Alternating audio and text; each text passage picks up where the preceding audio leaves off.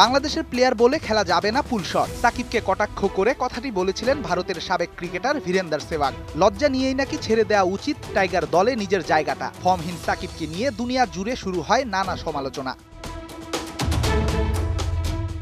Cricket আর সমালোচনা তো যুগ যুগ ধরেই পাল্লা দিয়ে চলছে সাকিবের নামের পাশে। কে কি বলল আর কে কি করলো এসব কানে তোলার সময় নেই বাংলার নবাবের কাছে।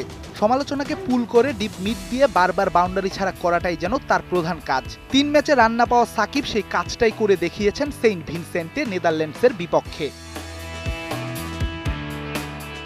অবশ্য ম্যাচের আগে টাইগার ভক্তদের কিছুটা ভয়ই পাইয়ে দিয়েছিলেন টাইগার অলরাউন্ডার। বৃষ্টিতে খেলা শুরু হতে বিলম্ব, ডাগ আউটে নেক ব্যান্ড পরে সাকিব আল হাসান। তবে কি ম্যাচের আগে আবারও ইনজুরিতে সাকিব? উত্তর না। হেড পজিশন ঠিক রাখতে রপ্ত করেছেন এই নতুন টেকনিক, যার সবশেষ দেখা মিলেছিল ২৩ সালের ওয়ানডে বিশ্বকাপে।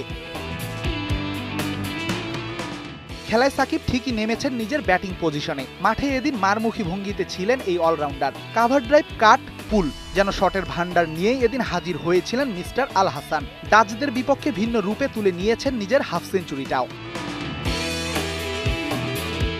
সাকিবের এই ফিরে আসা নিশ্চয় টাইগারদের মনে জোগাবে বাড়তি প্রেরণা। সাকিবের ব্যাটে রান এলেই তো সার্থক হবে টাইগারদের এবারের বিশ্বকাপটা।